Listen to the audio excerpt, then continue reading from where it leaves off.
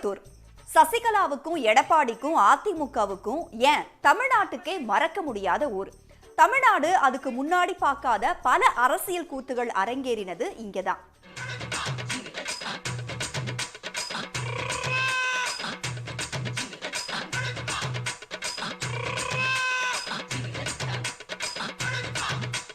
ஜெயலலிதா இறந்ததுக்கு அப்புறம் தமிழ்நாட்டோட அடுத்த முதலமைச்சர் தான் நினைச்சுக்கிட்டு இருந்த சசிகலாவோட ஆசைய பன்னீர்செல்வத்தோட தர்ம யுத்தமும் சொத்து குவிப்பு வழக்கோட தீர்ப்பும் காலி பண்ணுச்சு. அப்போ கூவத்தூர்ல தங்களோட ஆதரவு எம்எல்ஏக்களை அடைச்சி வச்ச சசிகலா தரப்பு எடப்பாடி பழனிசாமிய முதலமைச்சரா தேர்ந்தெடுத்தாங்க. அந்த பதவிய ரொம்ப பணிவா ஏத்துக்கிட்டாரு எடப்பாடி.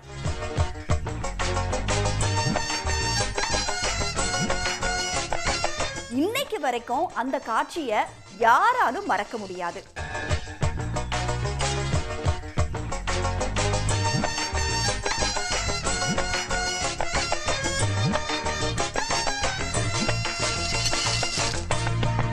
இதுக்கப்புறம் ஜெயலலிதாவோட சமாதிக்கு போய் 3 தடவை ஆவேசமா சத்தியமெல்லாம் பண்ணிட்டு ஜெயிலுக்கு போனாங்க சசிகலா.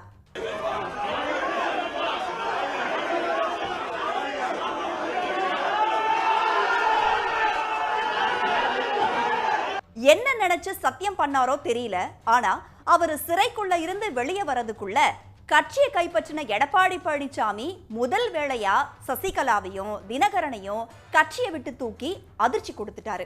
சசிகலாவுக்கு எதிரா அப்போ தர்ம யுத்தம் தொடங்கின ஓபிஎஸ் கட்சியில சேர்த்து துணை முதல்வரா ஆக்குனாரு எடப்பாடி. இனிமே அதிமுகவுக்கு போக வாய்ப்பே இல்லைங்கிறதுனால தனியா கட்சியை ஆரம்பிச்சுட்டாரு டிடிவி தினகரன். 4 ஆண்டு ஜெயில்வாசத்துக்கு பின்னாடி சிறையில இருந்து வெளியில வந்த சசிகலா தான் அதிமுக பொதுச் செயலாளர்னு சொல்ல அதெல்லாம் கிடையாதுன்னு நீதிமன்றம் போய் தடை வாங்கினாங்க எடப்பாடி தரப்பு. கட்சியில சேர சசிகலா எடுத்த முயற்சிகளுக்கும் பலன் இல்லாம போயிடுச்சு. இப்ப வரைக்கும் ராயப்பேட்டையில இருக்கிற அதிமுக ஆபீஸோட கதவு சசிகலாவுக்கு திறந்த பாடில்லை. இந்த சூழல்ல தான் எப்ப செய்தியாளர்களை சந்திச்சாலும் அதிமுகவை ஒருங்கிணைக்கிறது தான் தன்னோட ஒரே பணின்னு சொல்ல ஆரம்பிச்சுட்டாங்க சசிகலா. நிச்சயமாக கட்சியை சிதற விட மாட்டேன். என்னோட அது தனியா தான் இருக்கும். ஆனா சக்சஸ்ல தான் முடியும். என்னதான் சசிகலாவை பத்தி பேசுறதையே எடப்பாடி தவிர்த்துட்டு வந்தாலும் கூவத்தூர்ல கால்ல விழுந்த சம்பவம் சமூக வலைத்தளங்கள், தேர்தல் களம், சட்டப்பேரவைன்னு பல இடங்கள்ல எடப்பாடிய துரத்துச்சு.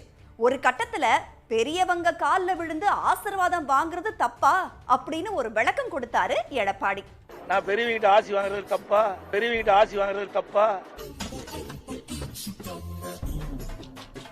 பெரியவங்கிட்ட ஆசி வாங்குறது தப்பா, யார்கிட்டயும் போய் 3ஆவது வாங்கலையே.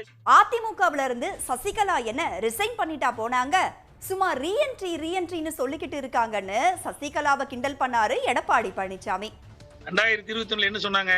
நான் பொது வாழ்விலிருந்து விலகி விட்டேன்னு சொன்னாங்க. இப்ப ரீஎன்ட்ரிங்கிறாங்க. இத்தனை நாள் கட்சி காப்பாற்றினது யாரு? தொண்டன். இதுக்கப்புறம் ஓபிஎஸ், தினகரன் சசிகலாவை அதிமுகவுல சேர்க்கவே மாட்டோம்ங்கிறத மனப்பாடம் பண்ணி எங்க செய்தியாளர்களை பார்த்தாலும் தொடர்ச்சியா சொல்ல தொடங்கிட்டாரு எடப்பாடி பழனிசாமி.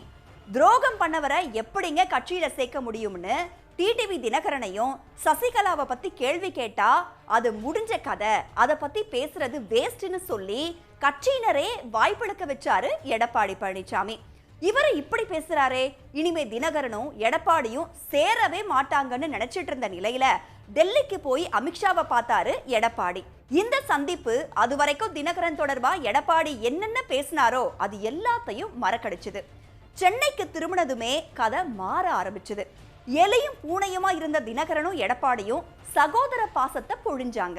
தமிழ்நாட்டில தேசிய ஜனநாயக கூட்டணியை தலைமையேற்றிருக்கின்ற மதிப்பிற்குரிய திரு எடப்பாடி பழனிசாமி அண்ணன் அவர்களை முழுமனதோடு ஏற்றுக்கொண்டு வந்திருக்கிறோம்.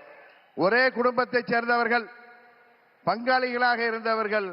நாங்கள் எங்களுக்குள் இருந்த சண்டையால் பிரிந்து இருந்தோம் என்பது உண்மை. எடப்பாடி இனிமே சேர்க்க மாட்டாருன்னு ஒரு முடிவுக்கு வந்த சசிகலா செய்தியாளர்களை போயஸ் கார்டனுக்கு கூப்பிட்டு வச்சு எடப்பாடி பழனிசாமியை தாக்குற மாதிரி குட்டி கதையெல்லாம் சொன்னாங்க.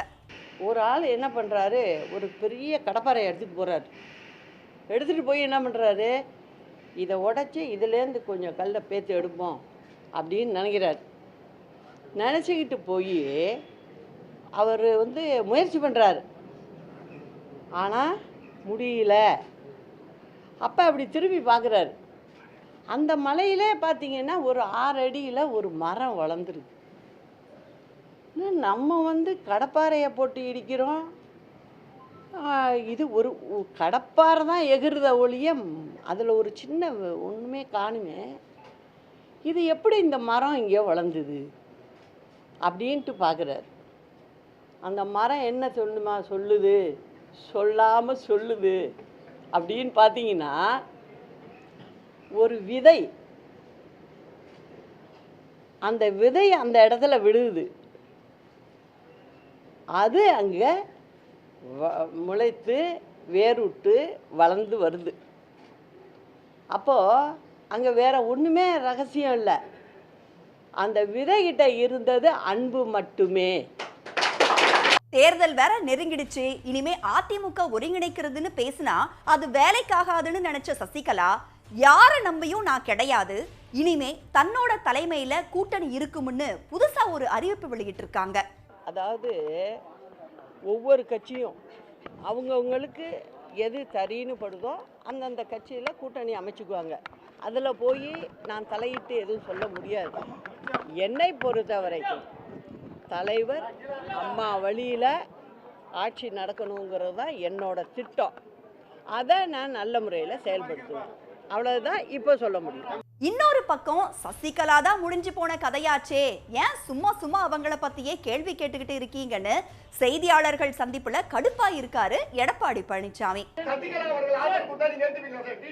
சார் அதெல்லாம் ஏற்கனவே முடிஞ்சு போச்சு, அதை ஏன் திருப்பி திருப்பி பேசிட்டான் சார்? நான் ஏற்கனவே தெளிவுபடுத்திட்டேன். திருப்பி கீழே விழுந்திருக்காரு மாதிரி கேட்காதீங்க. அதெல்லாம் ஏற்கனவே முடிந்து போன கதை, அதை திருப்பி பேச வேண்டிய அவசியம் இல்லை.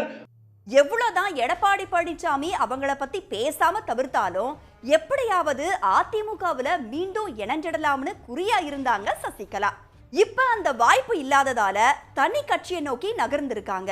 பிப்ரவரி 24ஆம் தேதி ஜெயலலிதா பிறந்தநாள் வரும் நிலையில அப்போ புது கட்சி குறித்த அறிவிப்பை சசிகலா வெளியிட வாய்ப்பு இருக்கிறதா தகவல்கள் வெளியாயிட்டு இருக்கு. அப்படி புதுசா கட்சி ஆரம்பிச்சா அவங்களுக்கு எதிரா எடப்பாடி பழனிசாமி அரசியல் செய்வாரா, இல்ல டிடிவி தினகரன் கூட கூட்டணி வச்ச மாதிரி எதிர்காலத்துல சசிகலா கூடவும் கூட்டணி வைப்பாரான்னு பொறுத்திருந்து தான் பார்க்கணும்.